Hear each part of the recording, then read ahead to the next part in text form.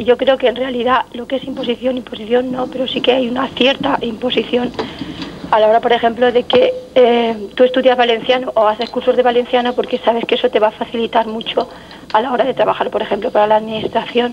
Vale tanto un curso de valenciano como casi una licenciatura.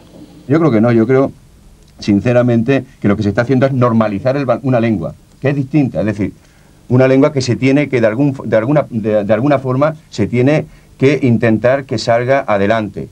Hay muchísimo valenciano que habla castellano y valenciano, es que tenemos la idea de que valenciano es el que habla valenciano. No, valencianos somos una inmensa mayoría de la comunidad de habla castellana también, tan valencianos como los de la costa, todos, que son sin excepción. Os agradezco de verdad que habéis estado con nosotros. Gracias por haber estado en este tiempo de tertulia con nosotros.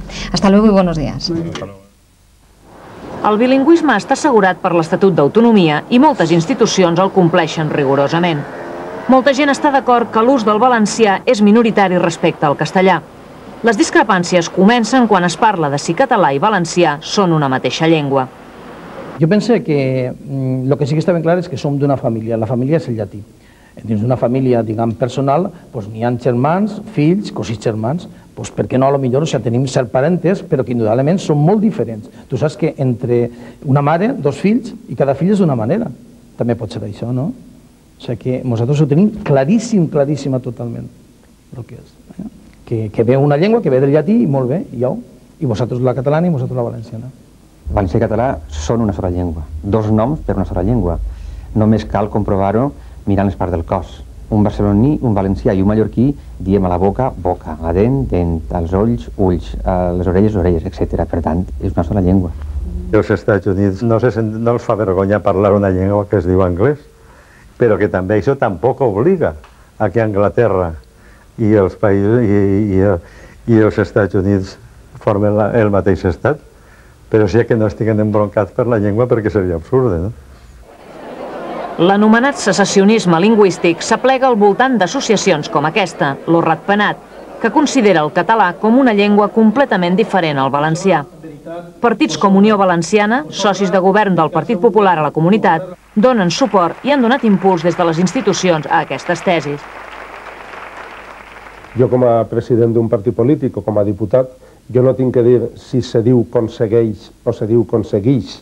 Això ho tindran que dir els que entenen de filologia.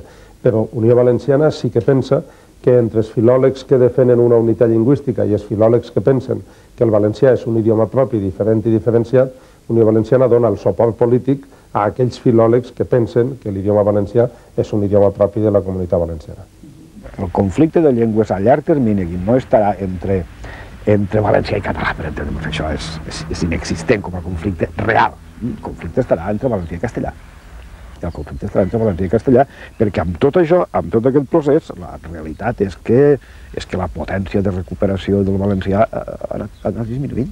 Ha anat disminuint perquè no es presenta com una cosa, diríem, compartida per tothom, com un projecte comú, sinó com un projecte que és font d'oposicions i de conflictes.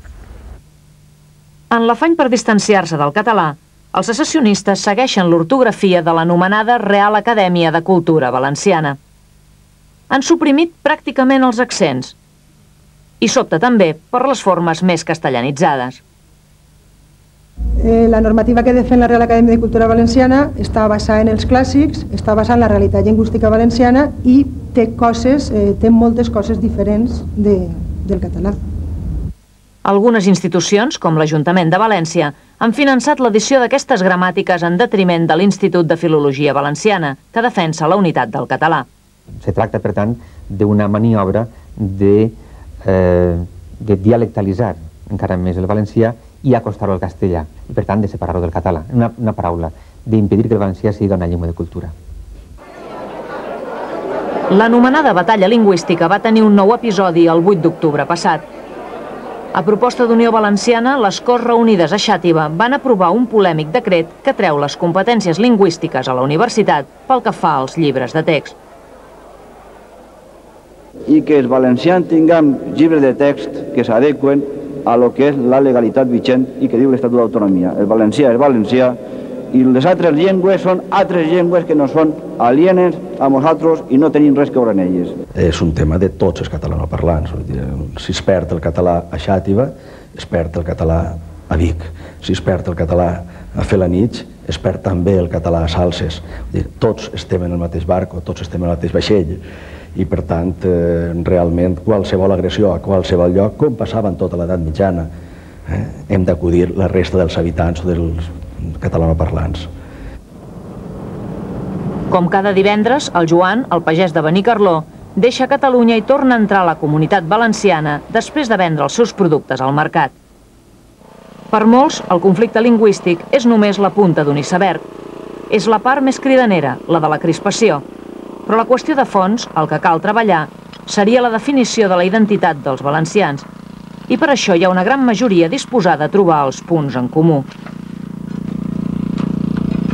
Jo crec que diferències n'hi ha menys de lo que la gent diu. O sea, tenim una sèrie de, jo penso, de coses que ens són comuns, des d'un clima que és comú, un clima de tipus mediterrani, en hiverns suaus i estius bastant secs.